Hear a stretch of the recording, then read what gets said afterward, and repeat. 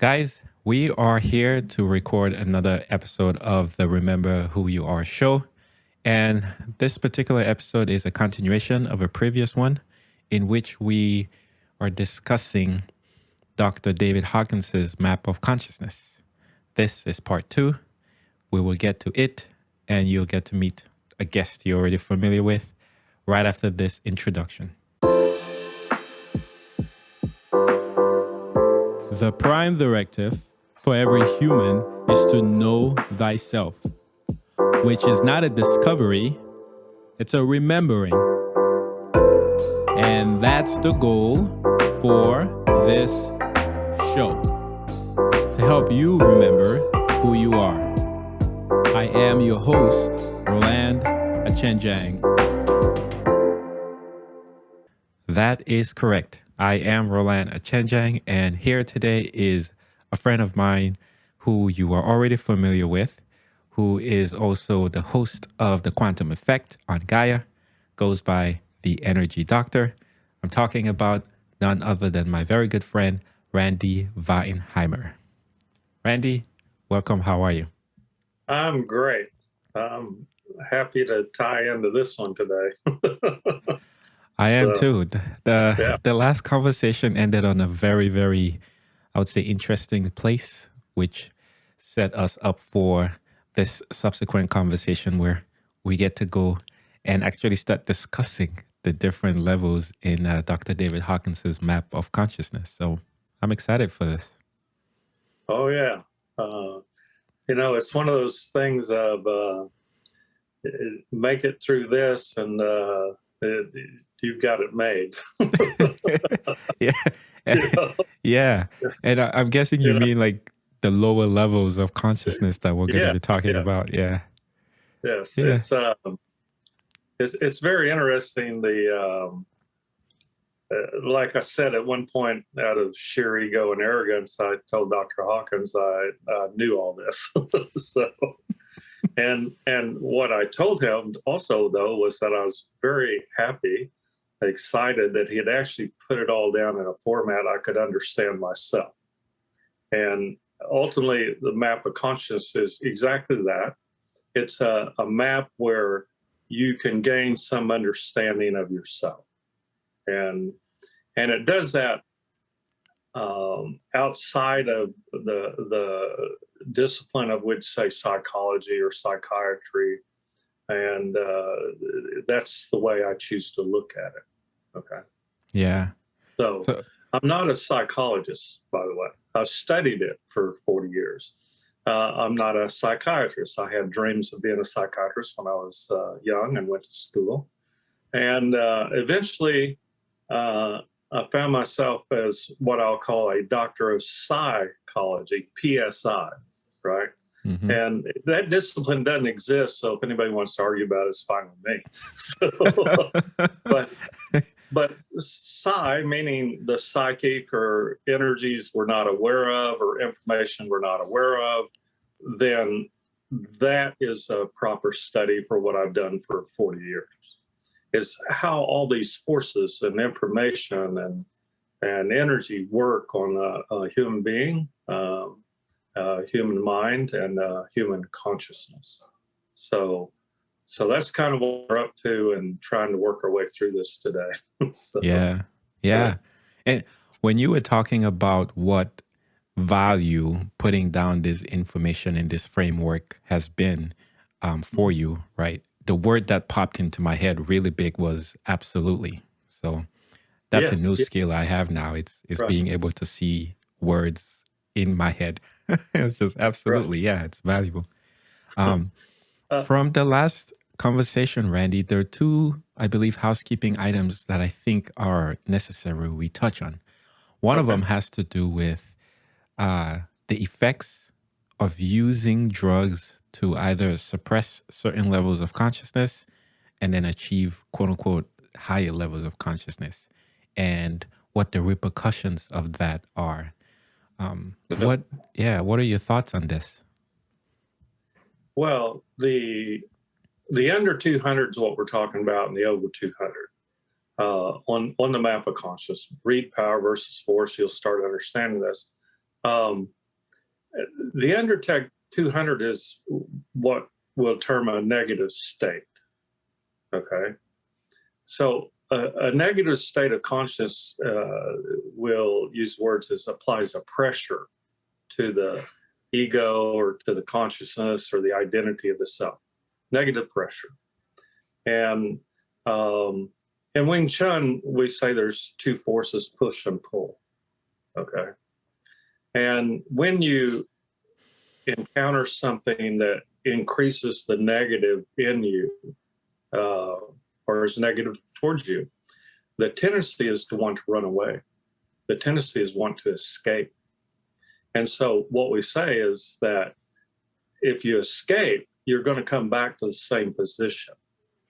And the other option is, of course, what I teach and what I've learned is you want that to go away, right? And so the idea is to push away that state of consciousness, not pull it into you. Because if you pull in negativity, if you pull in disease, now you have to deal with it. And that brings up a point too. You don't deal with anything. You don't resolve anything. You acquire some kind of distance from that position. And so in martial arts, we equate position to stance, like when you stance yourself at the beginning of a fight. You bow and put your body in a certain positions and everything. We do the same thing with your consciousness. And the difference is under 200, you're generally not aware that you're doing that. Okay. Mm-hmm. So if you encounter anger or fear or guilt or shame, you're going to want to run away. And you're going to want to escape. And drugs and alcohol work. I mean, there's no doubt that they work because we have thousands of years history of that. Absolutely. Okay? Yeah. So when that happens, though, you weaken the self, you weaken your consciousness. You become dependent on escaping. And so to be able to stand there is what we call it. And takes an incredible amount of courage. And that's where Dr. Hawkins, David, came up with courage as the dividing line between the negative and the positive. And just as an electromagnetic stance, we'll call it. Yeah. So to escape would be normal, but not necessarily healthy, right? Mm-hmm. To push it away and be able to maintain the self, the identity of the self, in the face of guilt, anger, shame, apathy, all the negative consciousness, is a truly courageous act and requires effort on the part to resist that kind of involvement mm-hmm. or that kind of participation, because we truly participate in each level of consciousness. Okay. Mm-hmm. So that second part, or the last part you talked about, where we all truly participate in this level of consciousness, when you talk of pushing away or being mm-hmm. courageous or willful enough and aware enough that you're pushing away this states of consciousness, how is that different from the way I would understand it as somebody who has dealt with it enough and then almost incorporates it within them as a way of being, but then realizing that they don't have to bite into sort of that feeling once it presents itself? Like, you don't have to chew it. Essentially, you can say, oh, it's available for me to express, but I don't need to. Is that the same as pushing away, or is that different? Well, the idea comes, I teach it as there's no object. And what I mean by that is, if I say I love you, there's no you. Okay. I am stating a position. It's mm-hmm. I am being loving. That is the accurate statement, right? Mm-hmm. And sometimes I teach it as you put your hands up and somebody goes, I love you. You have the ability to take that in, okay? Or you have the ability to go, no, thank you. So turn the hands over. Yeah. And so that's exactly, it's not a point of resistance then, like, no, no, no. You see what I mean? Yeah. It becomes one of choice. So when we recognize there's no object in these equations, I'm being loving, I'm being angry, I'm being hateful, I'm being guilty, the answer is yes, you are. Yes, you are being that way. And then being that way provides you with a certain amount of energy. And now we get into the quantity and quality of the energy you're being in, acquiring, or radiating, would be another word. Mm-hmm. And so an angry person radiates energy. It's of a negative nature, meaning it's destructive. And that's kind of like under 200, we'll say, is destructive behavior. And so when you look at that, then you'd say, well, the quality of being loving is greater than the quality of being angry. And so now then we go, well, I need to put that in some sort of framework.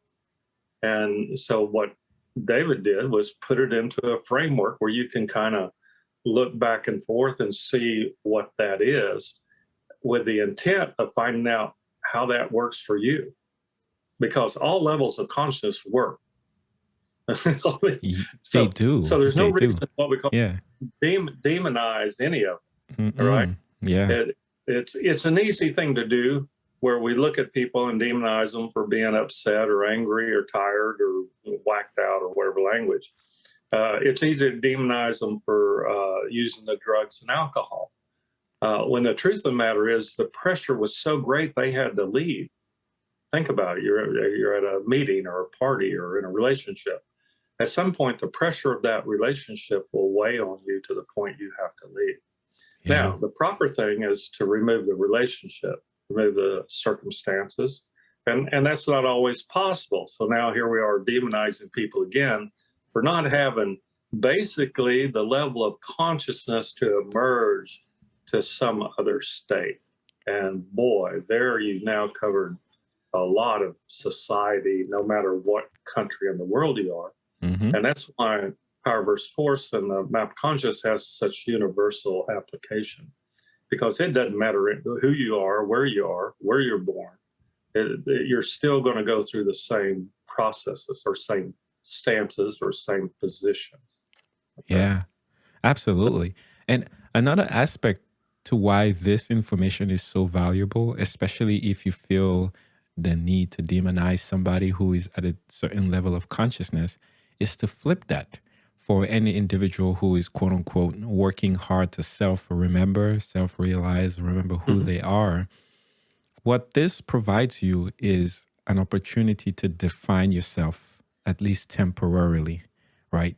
To say, that's what shame looks like. I rather not have any experiences that expose me to that, or where I get to express it, or like you say, radiate it. And then it defines you that way. So you say, I am somebody who's not being shameful, for instance, right. Or temporarily. I'm not somebody who's not primarily shameful. And then that is one way to, even in a really nuanced way, show gratitude for people who are living in that state of consciousness, who are being shameful. They're showing you something that you and yourself would rather not be. And then it's up to you then to continue to do that work, to recognize the opportunities for being shameful and then choosing not to be.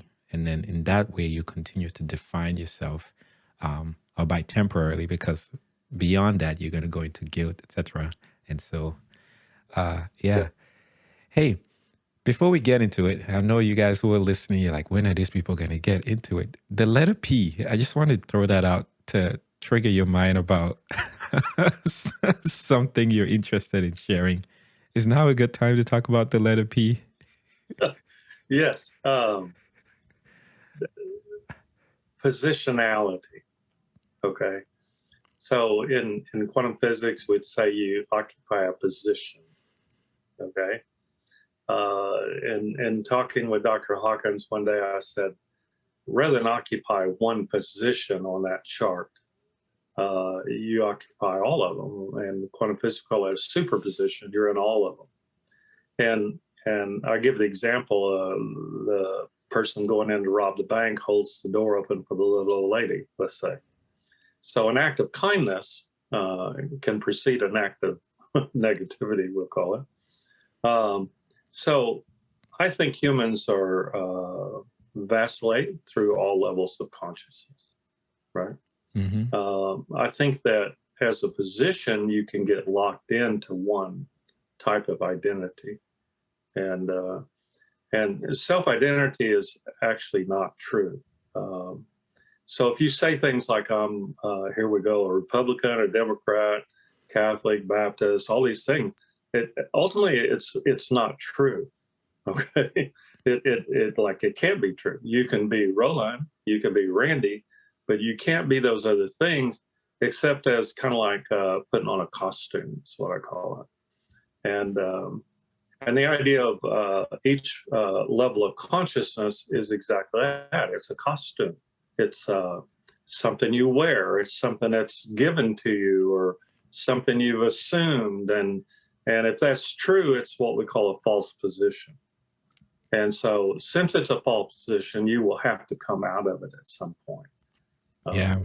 It becomes incredibly energetically wasting and hard to maintain a position, because consciousness wants to move upward. Outward is the language I use, not upward, but just Expand. it's a different how you present the information. Yeah. Yeah. So, Yeah. That's why I say all of this is a way to define yourself temporarily, right? Because it's not permanent. Not. Yeah. Okay. Here we are. We're going to talk about, the lower levels right up until 200. And we'll start with level 20. And Dr. David Hawkins describes this as shame. Mm-hmm. So what can you tell us about this level of consciousness? Well, in order to make half the world mad, we'll call it Abrahamic religions. We'll get to the other half. We don't want to leave anybody out. No, we don't. Right? Well, equal opportunity. So I probably should explain that. Troublemakers. Shame, first of all, is a learned response. We're not born with it. Absolutely. And I've seen this because I saw 3 or 4 children playing, and one of the little girls says to the little boy, I can't remember what he had done, but she goes, "You should be ashamed of yourself." And the little 4-year-old boy's like, "What's that?" You see what I mean? And I was like, whoa, right? Yeah. This is one of those cosmic secrets being revealed. What's that, right?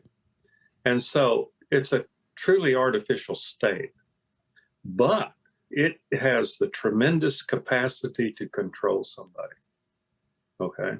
Mm-hmm. And it can affect your actions for the rest of your life. One act of shame, 20, can take years to offset. And since it rewires the neural pathways, it can be a tremendous thing to get over. I know that in all the people I work on, because it occasionally shows up. And they're not even conscious of it, conscious, subconscious, unconscious. It exists in an area we're not generally able to access. I access it, but because I can look at it and find it in their information field. But if you look at shame, it's what's the worst thing you can do in Judaism or Muslim or several other religions, and it's shame. To bring shame on the self, to bring shame on the family, to bring shame on the church or the friends, or it's all in there, right? Mm-hmm. It's like, don't do that, right? Well, don't do that is actually a pretty good language, right? Mm-hmm. In other words, if those religions are there to teach you anything, it's to not do shame, okay? If we look at life as a journey, we need to move through it quickly, okay? Mm-hmm. So all of these states of consciousness need to be moved through quickly, especially the negative ones.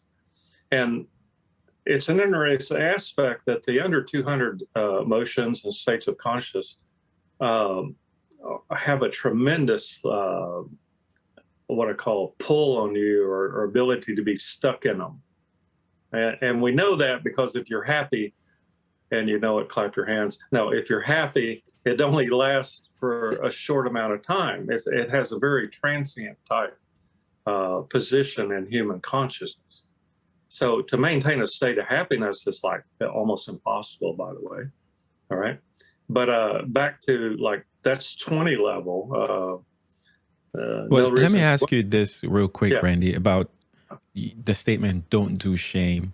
Are you yeah. referring to the person who is being shamed for what they did, and you're telling uh, that person not to do things in order to be shamed, or are you referring to the individual who is shaming somebody for what they did? So you're saying I shouldn't shame people. Oh, well, it's both. Number Okay. one, you shouldn't be ashamed, and number two, you shouldn't be shaming other people. See, it's what we call a circular state of consciousness. It just keeps propagating itself. Hmm. Does that make sense? It does. So, so what happened? David gave some very interesting techniques for getting out of these things, and one of them is to have a sincere regret. So if I reached over and thumped you or something, I should have a sincere regret about causing you pain or discomfort or upsetting you. Okay. Hmm. Um, so I can do that, but I don't have shame about mentioning the different religions and everything. So, So in even the though I should, yeah, see, we're back to, you're so back to in the do you court see how of that works? I do in the Yeah. court of public opinion. Yeah. How do you calibrate sincere regret? Well, it's an unknown. That's what I'm saying. Shame is an unknown. Hmm. Guilt is an unknown. A sincere regret is an unknown. Uh, so when people say these things, just like me, there's some sort of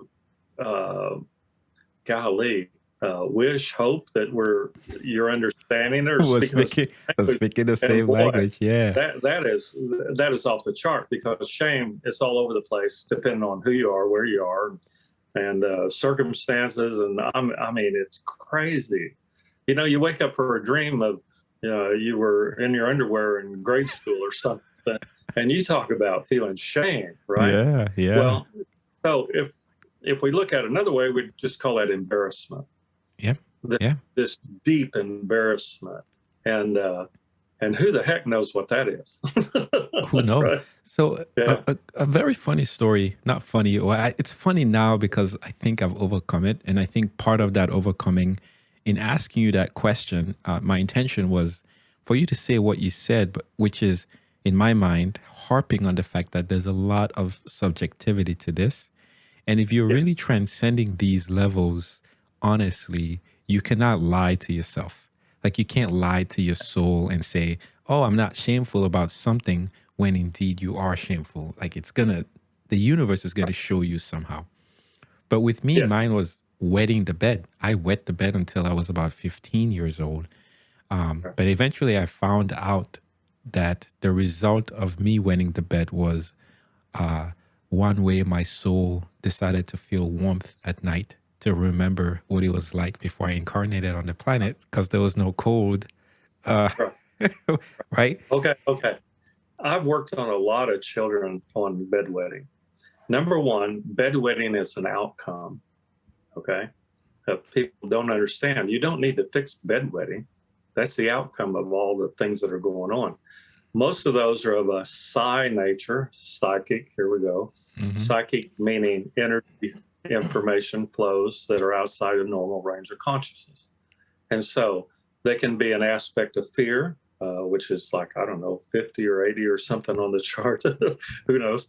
And they can be an aspect of participation in other people's fears and stuff. So if the home is turbulent, right?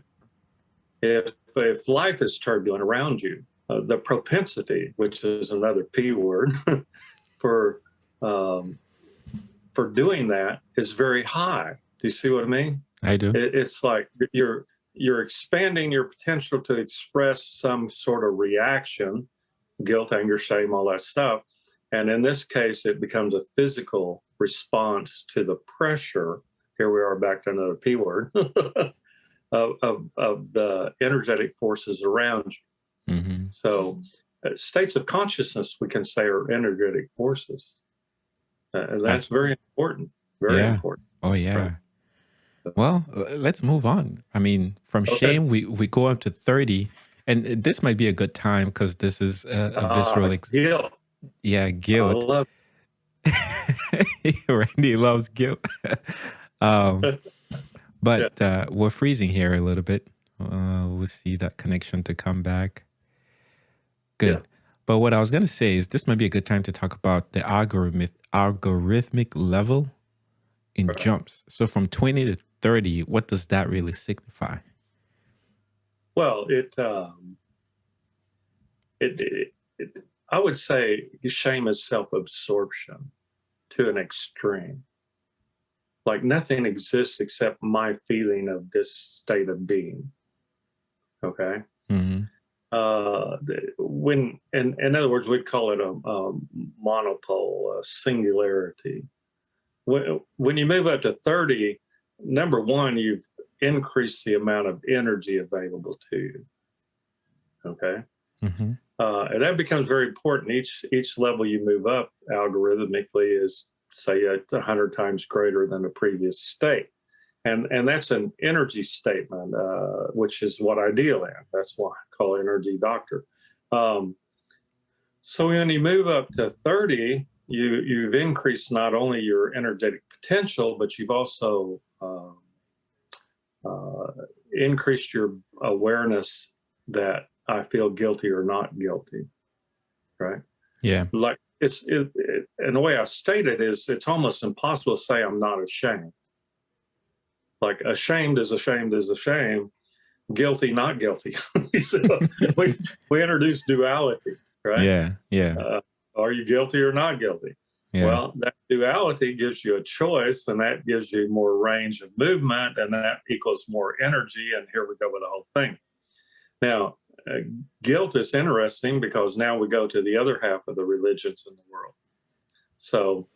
So guilt becomes an operative way to control somebody, we could say, just like shame. Mm-hmm. And by the way, each of the anger is a way to control other people. Absolutely. It has a functional usage. And we would say that every one of these, that there's different people you will meet that employ these different levels of control over you and your own consciousness. Mm-hmm. You know, they walk up to you and go, you should be ashamed. You should feel guilty, right? I'm like, yes. Well, no, thank you.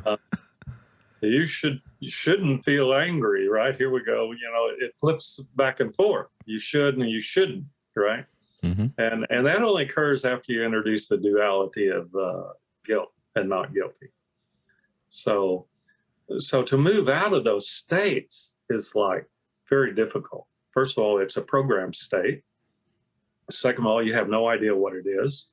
And so back to Dr. Hawkins' say, to have a sincere regret is the ability to recognize that I'm being that way, or something happened, or I did something, and to be able to move beyond it.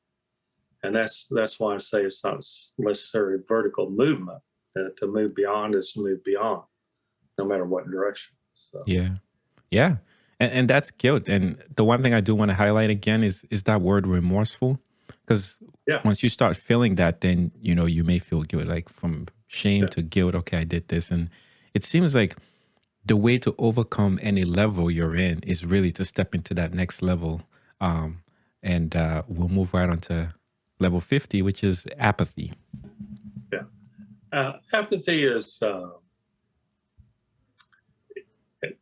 it's being neutral without energy. Okay. Usually we associate the term lethargic with it. Okay. Meaning not capable of movement. Okay. Mm-hmm. So apathy is non-caring. Okay. I teach be careful, be carefree, be careless. Which one? Right. And carefree is in the middle. That's neutral. Yeah. Right. Mm-hmm. Be careful is a negative. Hey, be careful out there today. That's actually a projective negative. So we don't do that. And be careless can be a positive or can be a negative, either one. But to be carefree is to be neutral. And so each of these states is going to require an energetic input to move you up. And that's where we get into what we call revelation. Okay. Somebody somewhere says something or does something to cause you to not want to be where you are. And Paul Simon and Art Garfunkel, the words of a prophet are written on subway walls, tenement halls. And what that means is a lot of people give credence to spiritual teachers or gurus, or don't do it with me, please.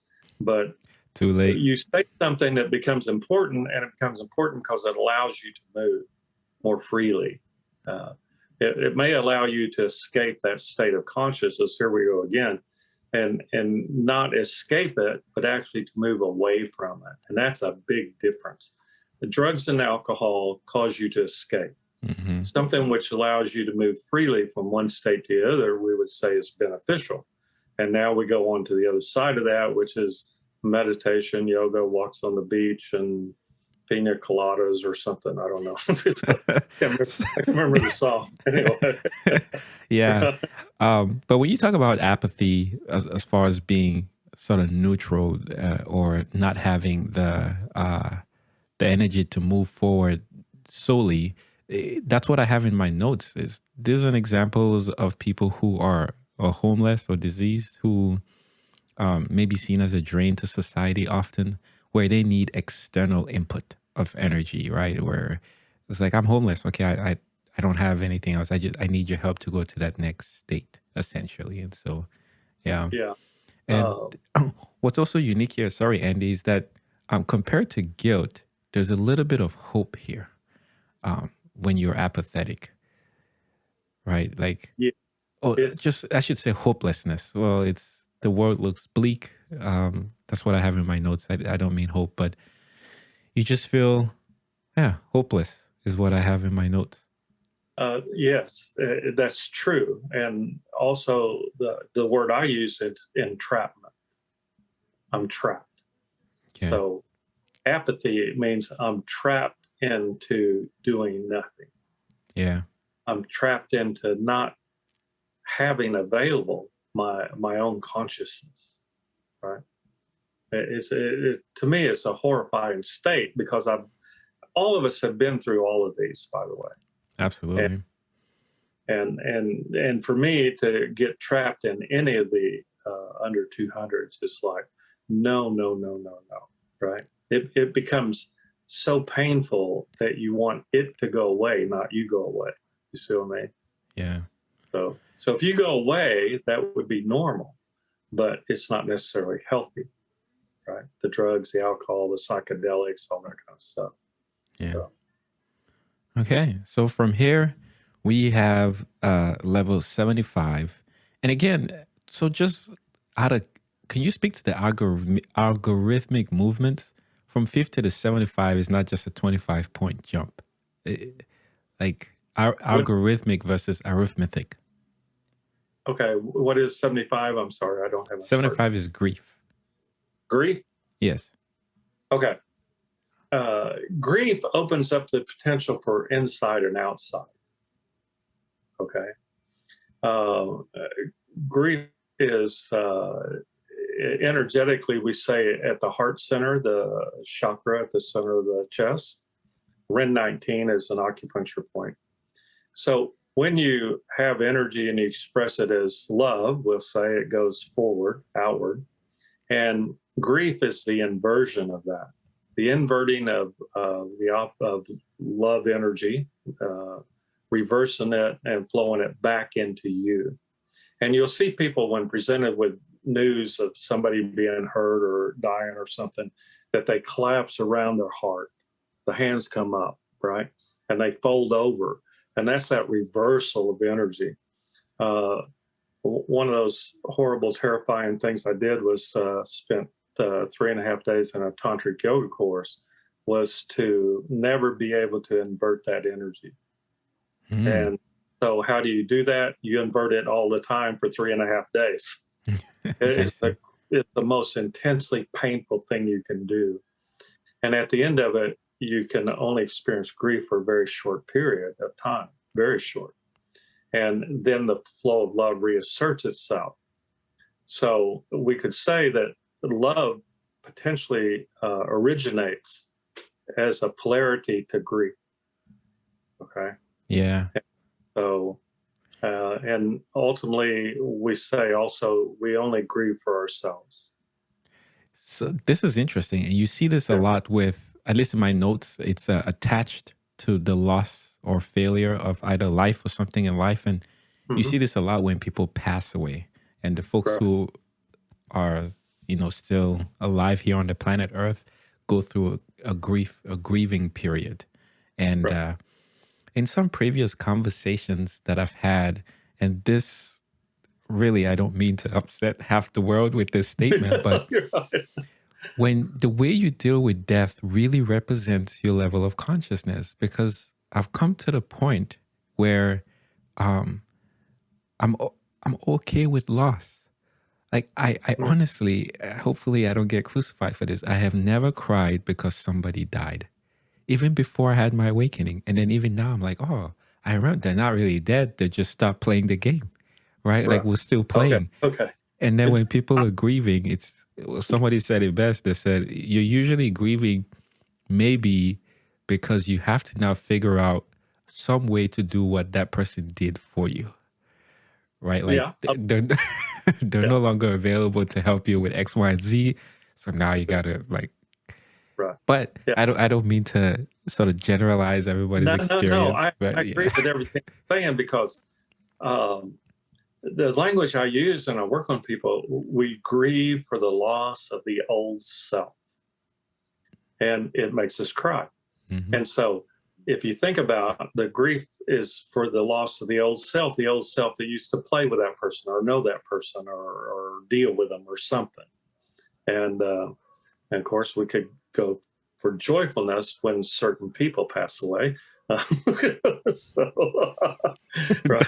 And whether that's an appropriate state or we should be shameful about that, we'll just like let that all float out there. Well, the Uh, people who cry the most when certain people die have told me how excited they would be when certain people die, which oh, is, it's yeah, the same yeah. person talking about, like, I hope that person dies because I can't stand them, Woohoo, it's fill in the comical. blank died yesterday. Yeah. One of the things I can tell you that loss of the old self is a critical component of every time you jump from one level of consciousness to the other.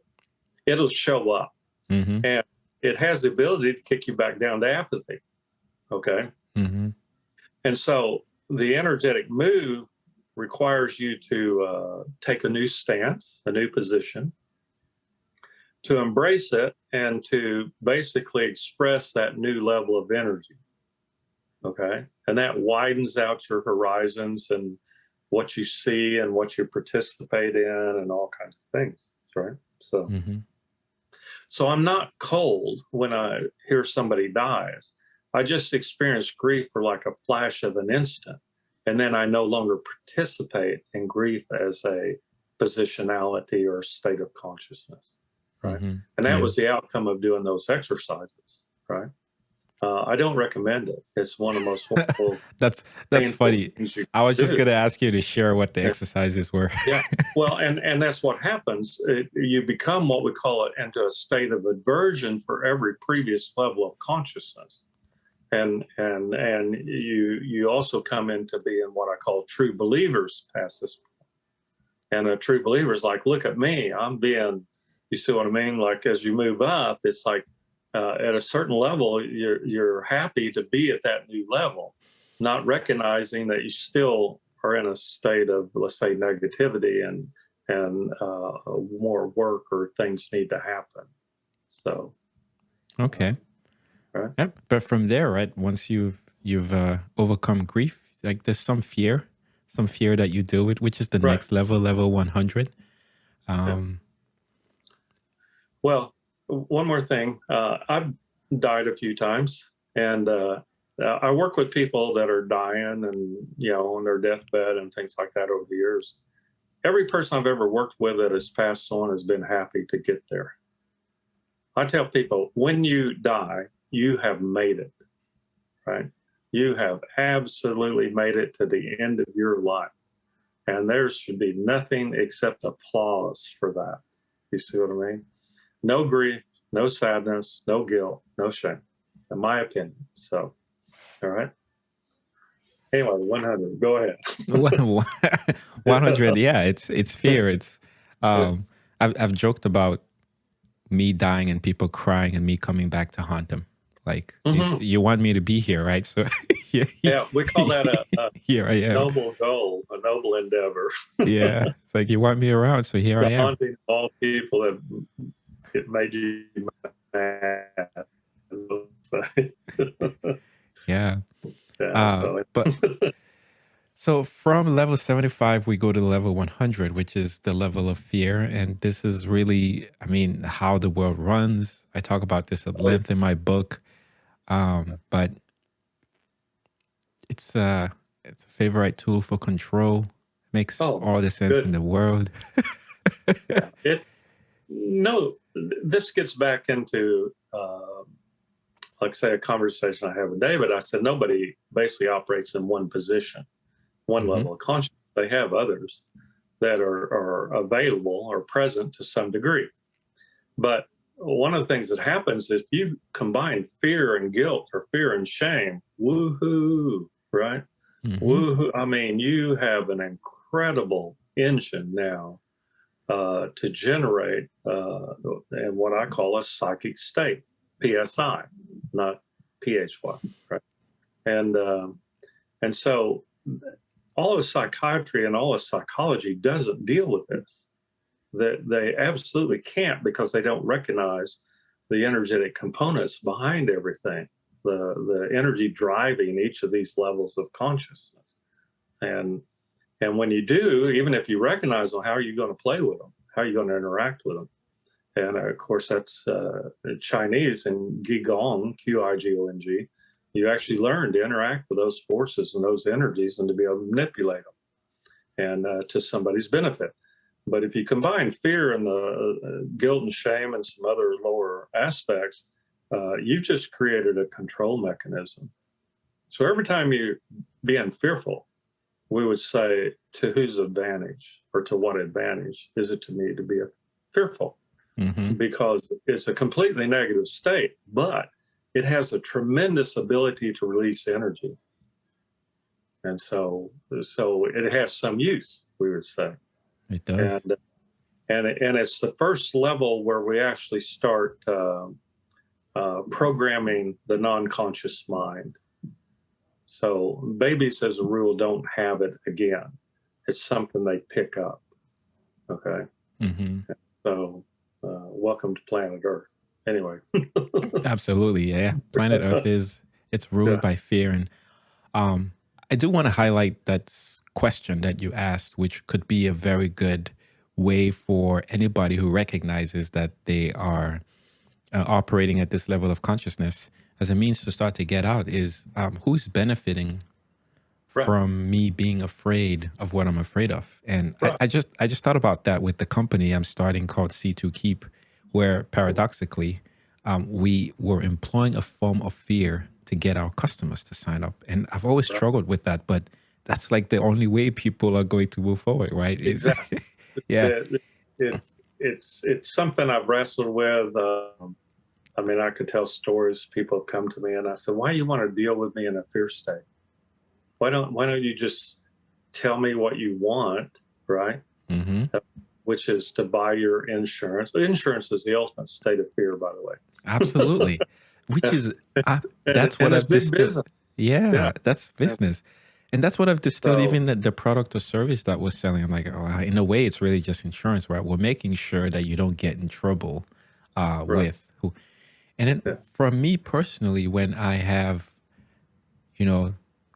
gone through moments in my life where I've worried that the business might fail. And I've talked to you about this in the past, like, and then I just think, but who's benefiting from me worrying that my business might fail and then potentially having it fail is really the healthcare industrial complex. They're going to suck me back in and have me working for them, right, in a way. So it's, they've programmed me.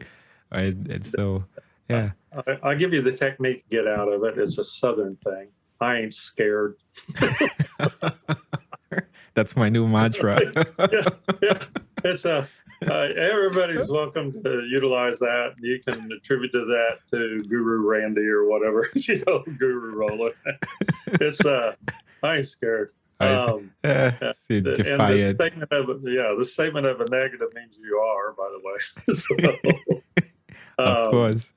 Yeah, fear states are very entertaining, and I think like the scary movie. There was movies, scary movie 1, 2, whatever, and it's sarcasm and ridicule of fear states, and I thought, and they were very popular because everybody used to love to go to scary movies. Mm-hmm. I mean, I saw Frankenstein when I was like 8 or 9 years old, and it's like I had nightmares forever, right? And just to throw in the most recent one for entertainment value, DOD recently announced in the Space Force that they were setting up to secure space as a war, not war zone, but wartime something or other domain. It parsed through all that. And they asked for people's comments. And so I wrote on there, would you care to identify the enemy or the threat? All right. Mm-hmm. And of course, no response. Of because if you deal with fear as an infinite unknown, you're going to get a better response than if you actually start identifying. Absolutely. If you're going to hell, well, where is that? Where is it? And who's there? And what? Oh, don't even get me started. Well, give me a minute. I'll go to Dante and fill in, 2,000 pages of what hell is, so you can know it.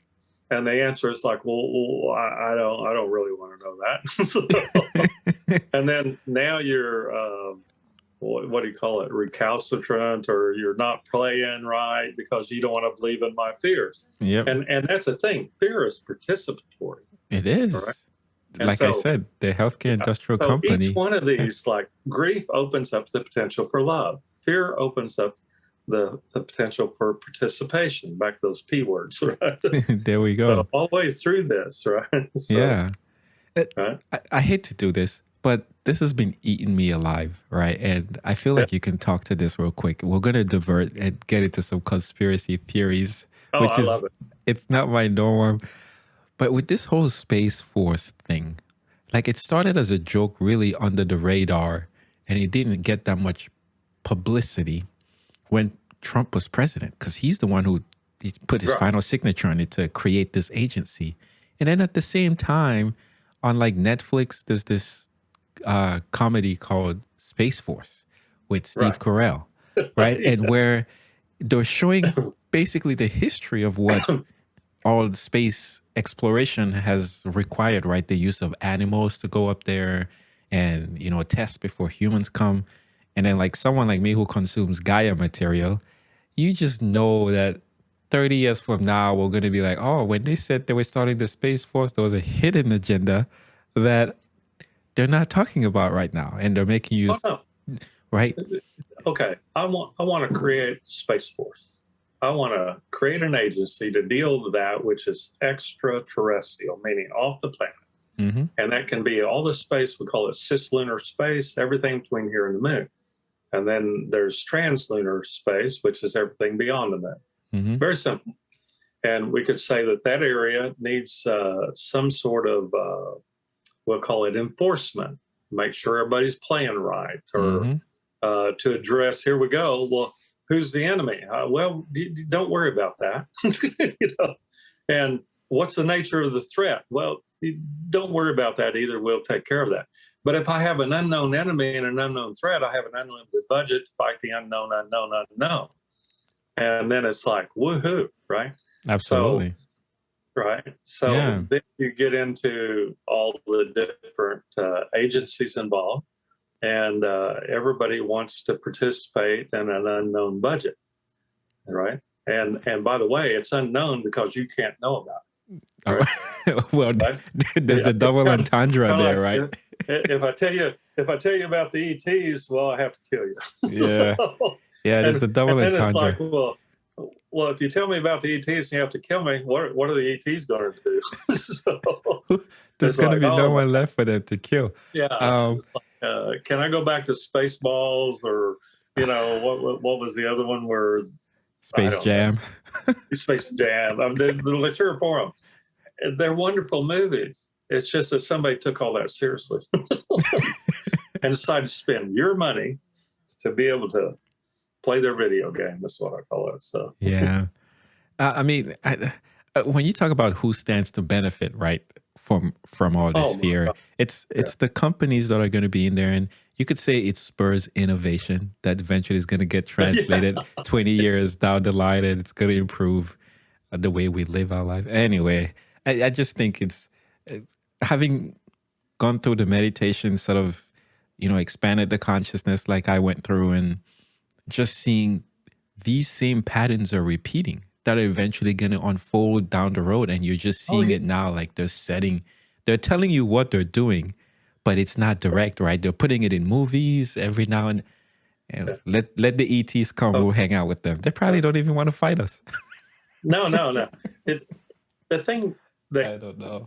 shows up about it is the nature of the boogeyman doesn't change. The name of the boogeyman changes, right? Baba Yaga. Baba Yaga in Russian. And like, I read constantly.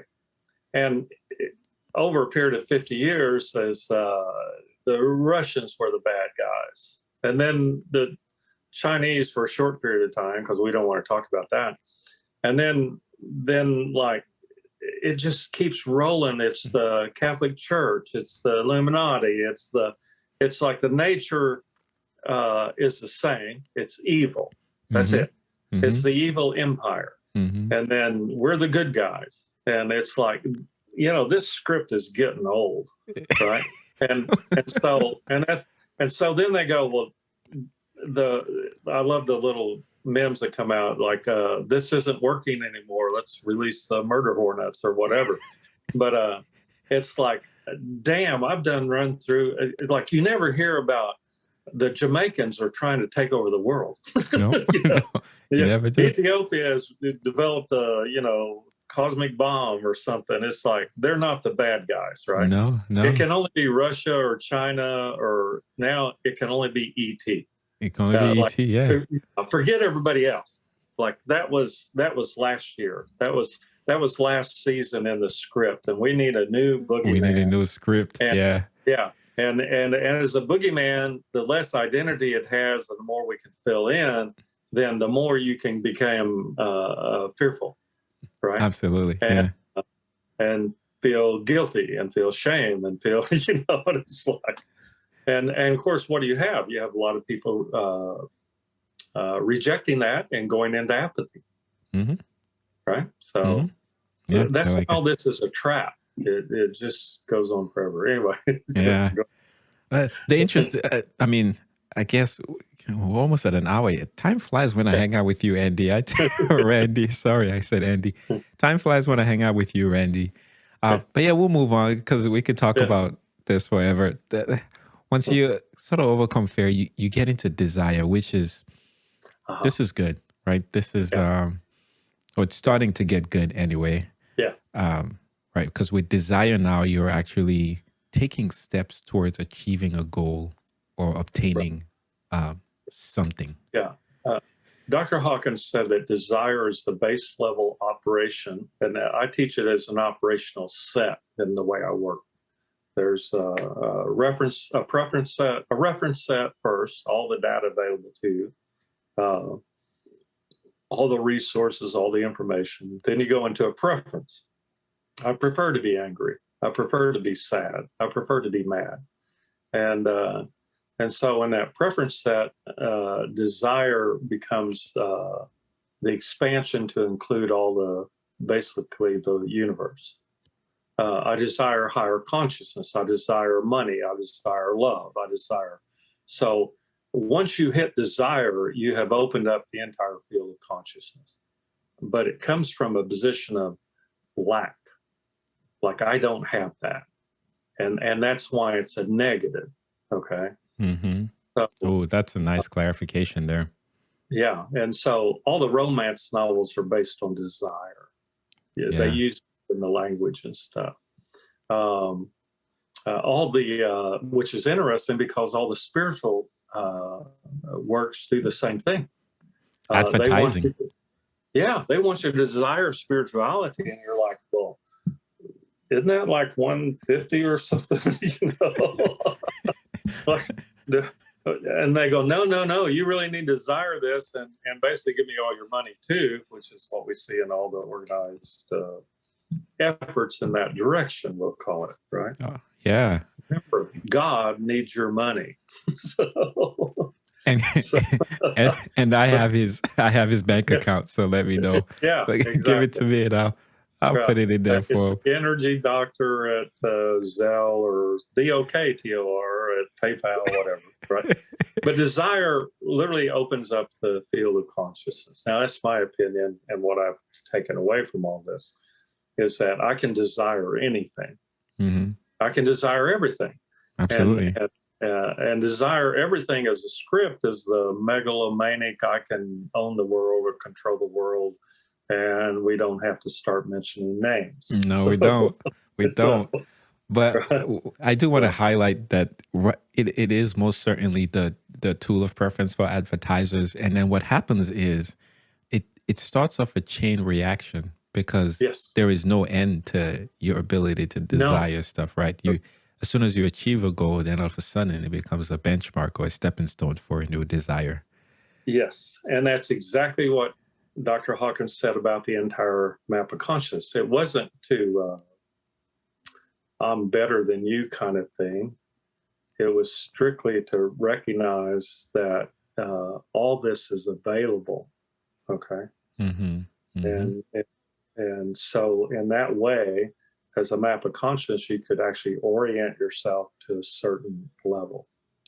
Yeah. And really that becomes the key to moving upward or outward or forward, is to reorient yourself. Yeah. Two more. And we're right on track here. Number 175, this is the level of pride. Oh, yeah. Look at me. I can looks good, knows it, struts look oneself. at me, I'm Sandra D. Anyway, I won't finish that song, but anyway, the implication is look at me. Look at me, look at me. I was in Palm Beach recently working and with people. And one lady said, this is called Ego Island. Palm Beach Island, Ego Island. And I just laughing because the ego primarily or prominently comes into display or existence at the level of pride. Mm-hmm. Mm-hmm. Okay. Mm-hmm. I being in the medical industry, right? I see this a lot, and I don't mean to cause any more trouble than I already have with our medical doctors, right? Like they'll tell you, call me doctor. I just like, why does it matter? I went to school for 4 years. You better put that DR in front of my name. Yeah. And then you also see this in what you and I have the same sentiment towards, which is that you identify with things that aren't really real, like sports teams or religions or countries, where you say, you know, where you say, oh, I am American. And it's like, well, what does... That's the external. Mm-hmm. We identify with the external. We never identify with the internal. And that's why everybody calls me names, let's say. And the answer is, no, I'm Randy, right? I promise you, I've worked my whole life to be Randy. I was going to go to Syracuse University because I have a program in medicine and a program in physics. And you get 2 doctorates when you come out. And the only reason I want to do that is ego, pride, so I could say my name is Doctor. So you can be a doctor, but I got news for you. I'm a doctor, and twice over. that has to be better. You know what I mean? We just call you Doctor Squared, right? Yeah, Um, D2. yeah. Yeah, the Let R2, yeah, D2, too, yeah. Yeah. D2. Roland's R2. Yeah. Let me say this, Randy. As far as in the level of pride, or when you're dealing with those labels, those external labels that aren't you. Like if I say Randy, you're this, Yeah, and you go, no, thank you, I am Randy. Now, yes. if I say describe who you are, Randy, like what does it mean to be Randy? It's just this, right? It's I laugh. One lady one time came up and said, half the people that I talk to think you're a saint, and half the people think you're something other than that. Yeah. I said it's true. You get to choose. You get to choose how you look at something, right? Yeah. You don't. But ultimately, that becomes that positive negative thing. Why not just be neutral? Like Roland is standing in front of me. That's Yeah. it. I see. I don't need to be positive or negative, or you know what I mean. Or it. I went to a party in Hollywood a couple of days ago as a big premiere. I'd worked on the film a little bit as a consultant, and one of the things I noticed is at the after party, there's a lot of Native Americans there. And we all look at each other, and first thing we say is, "Where's the food?" In other words, like, forget who all these people are, all these movie stars and everything. No, where's the food at? Like, we got to get to some basic. Now, once we have food, then we can start laughing at everybody and everything we see. And people don't see that about Native America. We have the best time in the world when we're kind of among ourselves, because we tease and play about all these things we're talking about, right? And that's an easy thing to do. It's I call it to escape the negative. We're just being observational. We're not judgmental at all about that sparkly clothes or it's okay. It's okay to be judgmental, right? Yeah, and we're lying about it anyway. So. But something that's coming to my mind, and I know we're over, but it's fine. I know you're enjoying this conversation. Yeah. And we only have one more to talk about, which is the level of courage at 200. But still thinking about pride, and using these labels to define who you are. I can see somebody thinking about it as a commonality of language to say, I'm a student of Dr. David Hawkins, right? That could be an external label, where if someone hears that now, then they go, okay, I know what that means. I attribute these characteristics, this information to Dr. David Hawkins, and you being a student, then we can relate that way. And so I see that as the value of playing the Earth Life game is using sort of external definitions to define yourself. But here's where it gets really interesting. And I see this in the spiritual community too, is human nature to try to... No, we're dealing with 85% of humanity deals in these levels. Yeah. The under 200. And the thing about pride is, I tell people, don't be, mainly myself, don't be negative about people that are prideful about job, country, life, who they're married to. I mean, their age, their weight, anything you can be prideful for. And the reason is that may be all they have to hang their consciousness on. In other words, the other side of that reflects an absence of love or self-esteem or self-worth, and so it's like we shouldn't be what I call derogatory about that. They're stating at all levels. I tell people, you're just stating the best that you can do at this time. And tarot cards, it's called the best that can be achieved under the circumstances.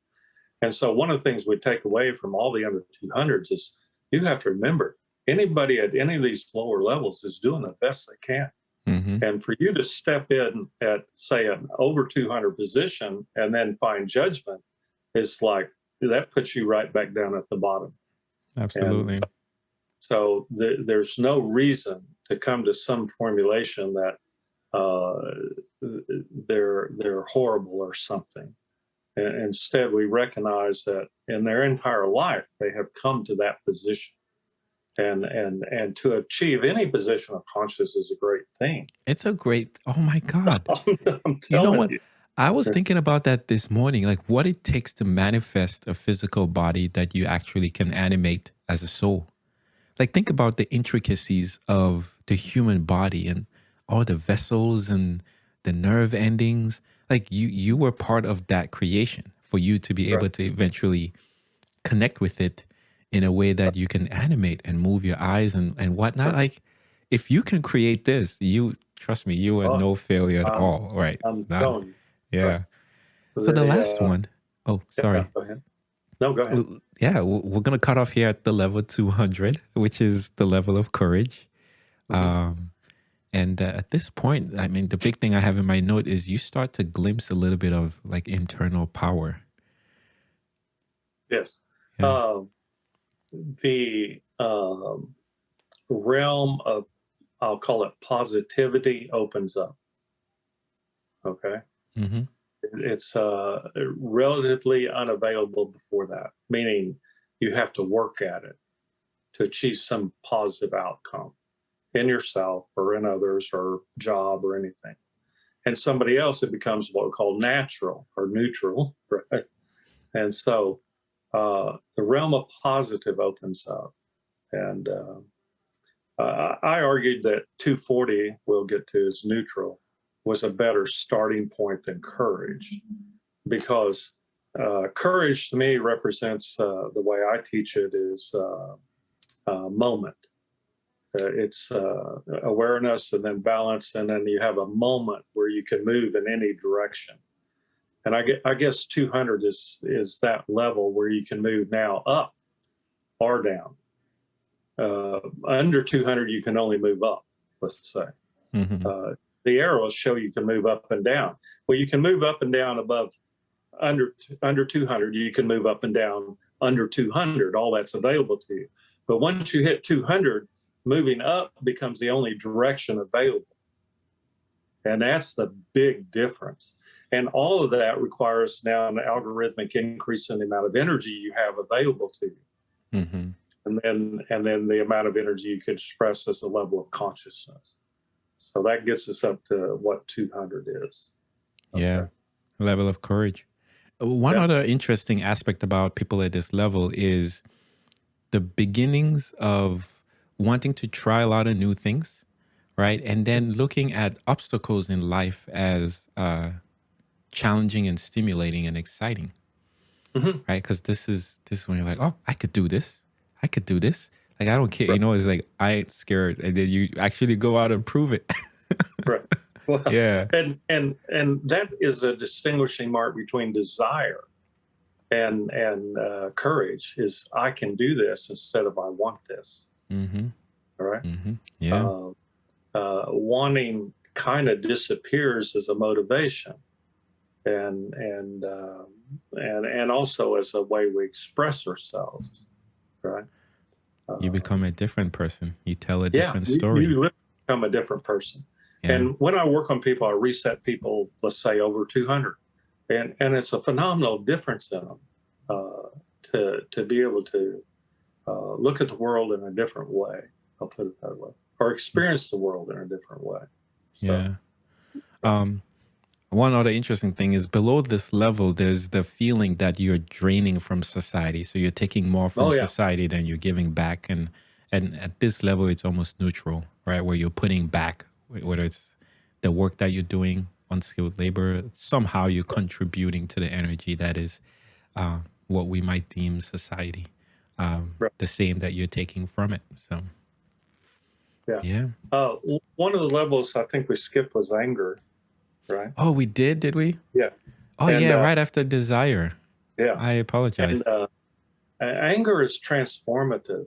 It gets into a level of physics I teach, and anger is a way to overcome all the lower things underneath it. Apathy. It's actually an ability to jump yourself like 30 points from some of the lower aspects, or even more. Mm-hmm. And so again, we don't demonize any of these because they have their uses, right? Yeah. It may take anger to move you out of a relationship or out of an illness or anything. And if it's useful in consciousness that way, it's like we should be aware of its uses and also aware of its side effects or things like that. So again, it's not to demonize any of these. It's not to pass judgment on anybody that has or experiences these levels. It is to recognize that, oh my, I don't want to do that anymore. Yeah. Right. And Yeah. and so we call that aversion. And as we go out of aversion under 200, we go into attraction. Yeah. And so that's where we're at. Right? Yeah. Oh yeah, anger. It's interesting. In my notes, I also have it's as a way to. It could be a way to lead to like a freedom over injustice. And if you think about a lot of revolutions, it came Right. out of this. Like the America was even created out of anger from the way the British were treating. Yeah. Yeah. So. Yeah. And remember, outcomes are different than the origination of where the information or energy is coming from. And anger comes out of fear. Mm-hmm. Mm-hmm. So it can come out of sadness.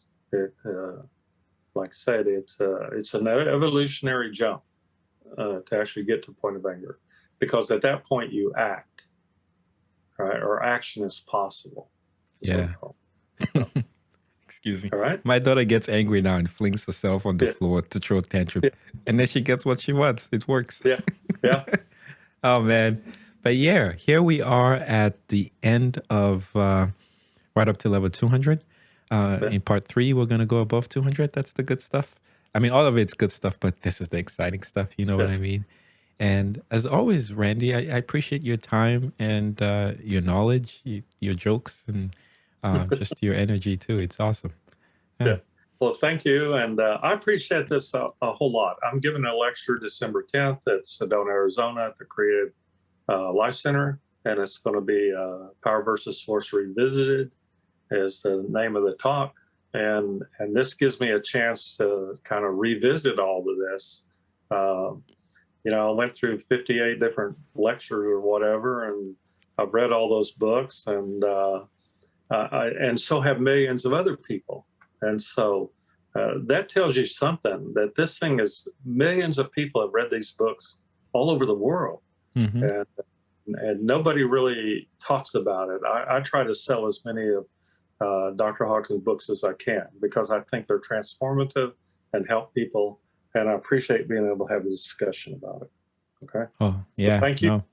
No. Yeah. You're welcome. Before you go, just one last thing. The movie, do you mind sharing the movie or the documentary that was the Hollywood premiere that you watched? Or is that not kosher? It's Outer Range. It comes out April 15th. Okay.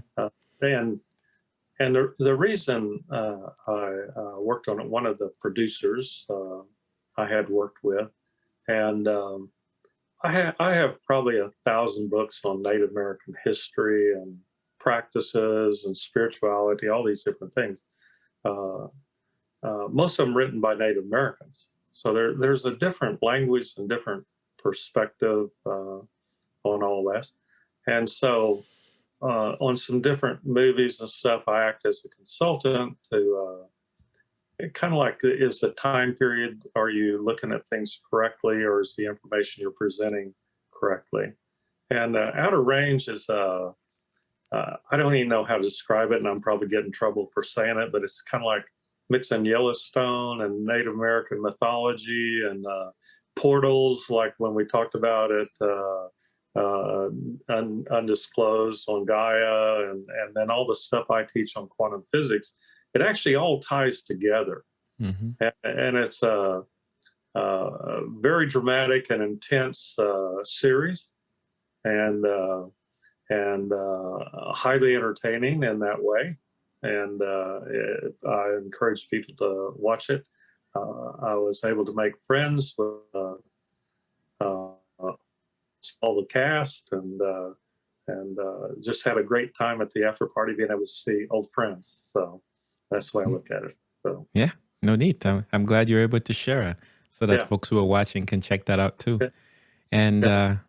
as always, if you enjoy these conversations and the many other ones that I have, please subscribe to the YouTube channel and like and share the video. And as always, I invite you to create an amazing day. Yes. Thank you. Thank you. Thank you. All right. See you next time. Yes, sir.